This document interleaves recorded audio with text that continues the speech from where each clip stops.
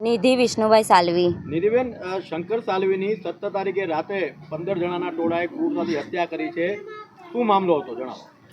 રાતે 11 સાડા 11ની વચ્ચે મારા દેવર અહીંયા બેઠા હતા. તેમને 20-25 જણાના ટોળા આવીને એમને ઘેરી લીધા અને પછી છરી ચક્કુ બતાવીને ધમકી આપીને બળ જબરજસ્તીએ ગાડી ઉપર બેસાડીને એમને અપહરણ કરીને ત્યાં બકરા મંડીએ લઈ ગયા. બકરા મંડીએ લઈ જઈને એમને પથ્થરથી મોટા મોટા પથ્થરથી લાકડીઓથી, લોખંડની પાઇપોથી અને બીજા બી બધા હથિયારોથી બહુ માર્યા છે. અને એના લીધે હેમરેજ થઈને મારા દેવરનું મૃત્યુ થઈ ગયું છે. અમારે ન્યાય જોઈએ છે સર. આ હત્યા કરવાનું કારણ શું છે અને તમારા દેવરની ઉંમર શું હતી? નામ શું હતું જણાવો. એમની ઉંમર 17-18 વર્ષના હતા. એ શંકર દિનેશભાઈ સાલવી નામ હતું એમનું. કારણ શું હત્યા કરવાનું? આ 4-5 વર્ષ પહેલાંની વાત છે. એ સંજય ઠાકોરની બેન જોડે એમનું પ્રેમ રિલેશન હતું. પણ 2 વર્ષથી કંઈ કશું એમની વચ્ચે કંઈ વાતચીત ના હોવા છતાં એ લોકોએ પહેલાંની અદાવત રાખીને મારા દેવરને એવી રીતે મોતની ઘાટે ઉતાર્યા છે. અને કોણ હતા આરોપીઓ? કોની ધરપકડ થઈ છે હાલ? અત્યારે તો સંજુ ઠાકોર, બિબલી ઠાકોર, કરણ ઠાકોર, પવન ઠાકોર, પૂનમ ઠાકોર અને ગોપાલ ઠાકોરની ધરપકડ કરી લીધી છે પોલીસવાળાએ. આપની શું માંગણી છે પોલીસ પ્રશાસનથી? કારણ કે ધરપકડ થઈ ચૂકી છે હાલ. અમારી માંગણી તો એ જ છે કે એ લોકોને આખા રાણીપમાં વરઘોડો નીકળવો જોઈએ સર એ લોકોનો. અને એ લોકોને કડીથી કડી સજા મળવી જોઈએ. અમારી તો એ જ માંગણી છે કે ફાંસીની સજા થવી જોઈએ, નહીં તો પછી એ લોકોને ઉંમરકેદની સજા થવી જોઈએ. અને અગાઉ સમાજના આગેવાનોએ સમાધાન કરાવ્યું હતું, છતાં પણ આ હત્યાને અંજામ આપવાના. હા, અમારા સમાજવાળાએ પહેલાં આવું 2-3 વાર બની ચૂક્યું છે. એમને 2-3 વાર માર્યા હતા પહેલાં બી. પણ અમે અમારા સમાજના લોકોએ સમાધાન કરાવી દીધું હતું.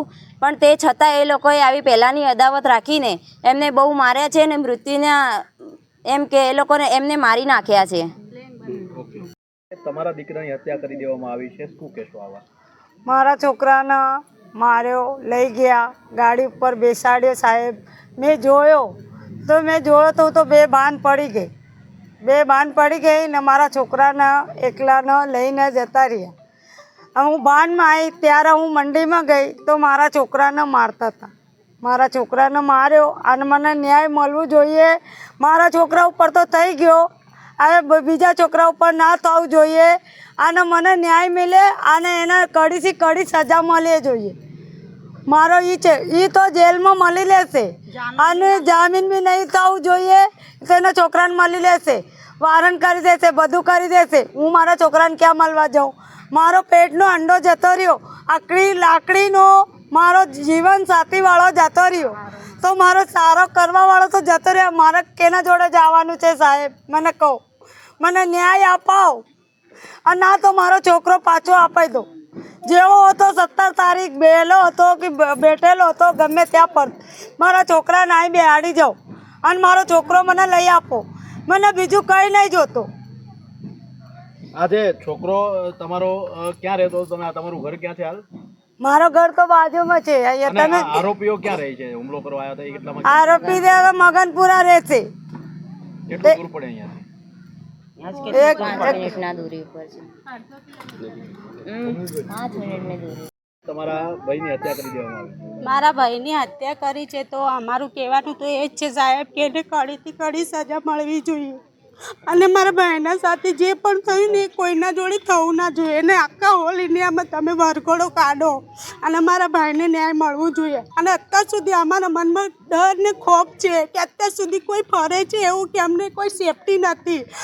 અમારા ઘરના બધા વ્યક્તિઓ ગભરાય છે, બહાર જવાથી ડરે છે, બધી રીતે અમને સેફટી નથી. એટલે અમને કડીથી કડી અમને સજા આપો અને અમને ન્યાય અપાવો. અને મારા ભાઈને બી ન્યાય મળવો જ જોઈએ. એના આત્માને શાંતિ થાય, કંઈ પણ તમે ન્યાય અપાવો ને તો એને શાંતિ થવી જ જોઈએ અને બીજા કોઈ જોડે એવું થવું જ ના જોઈએ. આજે અમારું ખોયો છે, કાલે કોઈનું ખોશે તો અમે વારે ઘડી કોનું ખોવા દઈએ એ માંગતા નથી અમે. આવું બધું મારા ભાઈને ન્યાય મળવો જ જોઈએ. અને પોલીસે તમને શું આશ્વાસન આપ્યું છે? હમણાં તો અમને આશ્વાસન તો આપ્યો જ છે, પણ તોય અમને એવો ડર છે જ હજી મનમાં કે હજી ફરે છે, એવા ધમકીઓ અમને મળે છે કે તમને હજી પણ મર્ડર કરીશું, આમ કરીશું, તેમ કરીશું. ઘણા બધા અમને વિચારો બી આવે છે અને બધા અમને ડરાવવાની કોશિશ બી કરે છે, પણ તોય છતાં અમે બેસા છે અત્યારે. પણ અમે લડીને બતાવશું ને અમને ન્યાય મળવું જ જોઈએ અને કડીથી કડી એમને સજા મળવી જ જોઈએ. અમારું કહેવાનું મતલબ એ જ છે અને બધાને સેફ રહેવો જ જોઈએ. કોના દ્વારા ધમકીઓ મળી છે? અમને એવી બધી વાતો મળે છે બહારથી. કોના દ્વારા? કોણ આપે છે? પબ્લિક દ્વારા વાતો મળે છે અને અમે અત્યારે સેફ નથી. અત્યારે અમને પણ ડર જ છે મનમાં કે આજે અમારો ભાઈ ગયો, બીજા અમારા ભાઈ છે, મારી બહેનો છે, મારી ભાભી છે, મારા નાના બાળકો છે, તો એમાં તો ગમે તે આવી શકે છે, ગમે ત્યારે અમારા ઉપર હુમલો કરી શકે છે. તો અમે ક્યાર ઘડી ડરીને રહેશું, ક્યાર ઘડી અંદર રહેશું?